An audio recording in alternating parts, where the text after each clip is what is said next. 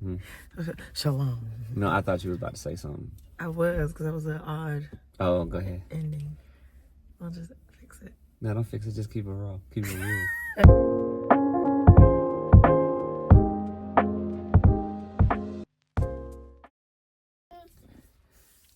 All right. Good morning, everybody.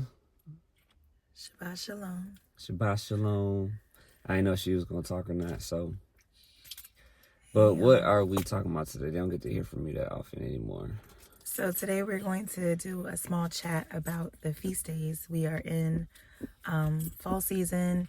So for those that celebrate the biblical feast days, you know that we have certain holy days that are coming upon us. So far, we have celebrated Feast of Trumpets, Day of Atonement, and this week, based on the calendar that we keep, which Nathaniel will talk a little bit more about, we are going into Feast of Tabernacles. Wait, is it Feast of Tabernacles, aka Feast of Booths. Feast of Booths. My brain went to two different places. So that's what we're going to talk about today, just to give some insight and to just encourage anyone that may be interested in learning a little bit more, or maybe don't know about it at all, or maybe just trying to figure out how to celebrate it or how they can go about it this year if it's not too late. Yeah. By the time this video comes out. I mean, we're uploading it today. We're going to upload it today. So ultimately, what the I'm not gonna go too deep into it because Deuteronomy 16 is the next reading we're supposed to do. Which, if you don't know, we're doing like a Understanding the Torah series. So each week he's been reading through a chapter of the law, or a chapter of the Torah, and relating it to the New Testament and talking about like how we basically exemplify that law or that aspect of the Torah in modern society. So check out that playlist on our channel if you haven't already. Yes. So Deuteronomy 16 goes into it a little bit. It doesn't go in as detailed as I think some other places in the scriptures, but for the most part, so when we go through Deuteronomy 16, I will break it down a little bit. But for the most part, for those who are curious, as far as like why we might be keeping the feast the way we are as far as through this fall season, right now we're doing Booths, and so Booths actually, because it's a Shabbat, so Booths is actually coming in at sundown, I believe, as the first day. So kind of what we're doing is, our understanding of how we deal with Booths is, we know Booths is to commemorate the fact that the Most High was taking care of his children when they were in the wilderness, from the time that they were taken from captivity until the time that they were supposed to be delivered to the promised land. If you hear the keys in the background, baby girl's being occupied, so that's that, right? A couple of types and shadows and parallels from the feast that I think a lot of people should be aware of. First and foremost, we don't believe in the pre-tribulation rapture. I've never believed in a rapture doctrine. I've been exposed to it when I was a child. I used to read all of the Left Behind books. I always felt like I was going to be somebody that was left behind to like lead in the last days. I think as I've matured and gotten older and actually like have authentic faith, I kind of have an understanding where that inclination came from as a child, as far as leading in these last days. But ultimately, the reality is Booths is a commemoration where it reminds us a handful of things. It reminds us that the Most High delivered us, and he cares for us and covers us and protects us from the time of our deliverance from captivity into the promised land. On a spiritual level, it's the same thing. It reminds us that though the Messiah has set us free from the captivity of Egypt, or the things we find ourselves in bondage to, these strong men, these principalities, these demonic entities that were lording over our life, right? This sin, we are inhabiting a body, which is a temporal body, waiting on what is coming, which is the eternal one, right? And the earth is also our temporary habitation. You know, in the New Testament, there's scriptures that talk about, like, I'm just a pilgrim, I'm just passing through. But we set our things on the heavenly things, like those things that are above. And it's a reminder that though we are in this earth and we deal with the hardships of the wilderness of this earth, we know that there is still a coming promise, right? Because there will be a new earth, which we will inherit, right? It's a whole nother thing. A lot of people think that, you know, it's about getting to heaven. The reality is the earth was created for us to dwell in forever, right? So you have the heavens, right, which is the habitation of the Most High, which is the habitation of the Messiah, which is the habitation of the angelic beings and all these different things. But then the Most High created earth.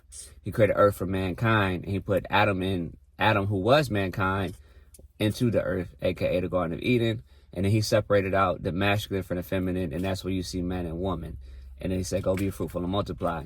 So scriptures always talk about how the meek shall inherit the earth. And the Most High talks about like this earth will pass away, there'll be a new earth. So we understand that the Most High's reward and the inheritance that we have in Christ is that when the new earth is developed and delivered to us, right, then it gets to a position where it's like it will be how it was always supposed to be, right? How he was walking with Adam in the cool of the day and different things like that. Like he will be our God and we will be his people as in the end from what it was supposed to be from the beginning, right? So Booths is a reminder of all of that and just continues to remind us of that. The other aspect of the Feast of Booths, because it is a time when you are dwelling in tents, you are dwelling in the outdoors and different things like that. One, it's a good, very good, humbling reminder that all of the luxuries we find around ourselves could be taken away at any moment, at any time, right? It's also a good reminder to help you remember what life is like when you don't have that stuff. There's a lot of people when tragedy hits, and prayers out for those affected by the recent storms, but you'll see, like whether it's been ice storms that were in Texas a few years back, whether it was like water crises in different states that we've seen, whether it's the hurricanes recently, tornadoes. When disaster strikes, when stuff strikes, that's typically when people realize just how unprepared they are. There's some things you cannot prepare for, right? Like the loss of everything, like roads being washed away and stuff like that. But there are a lot of things you can prepare for as far as like what to do when you can't get supplies, right? Like I know in Western North Carolina, their supplies are limited. The roads are limited, right? And if the helicopters aren't coming and dropping stuff off, what do you do in those situations? We ran into people in our last trip when we passed through North Carolina, and ultimately what they explained was like they had family members that they finally heard from that were stranded out there, but their family members were known to be prepared.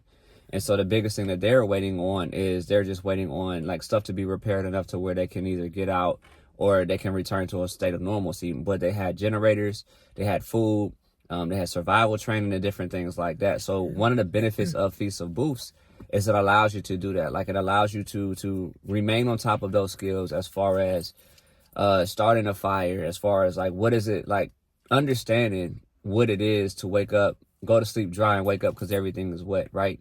Because of the dew. Remember, before it was rain, the water came out of the earth to water the Garden of Eden. That stuff still really happens. A lot of people don't know it because they don't do camping or outdoor activities, but you can go to sleep dry and when you wake up, everything is wet, right? On the outside of your tent. So it's a good exposure and a reminder for that. And it's also the perfect time, since it's something that we should be doing in homage and honor to the Most High anyways.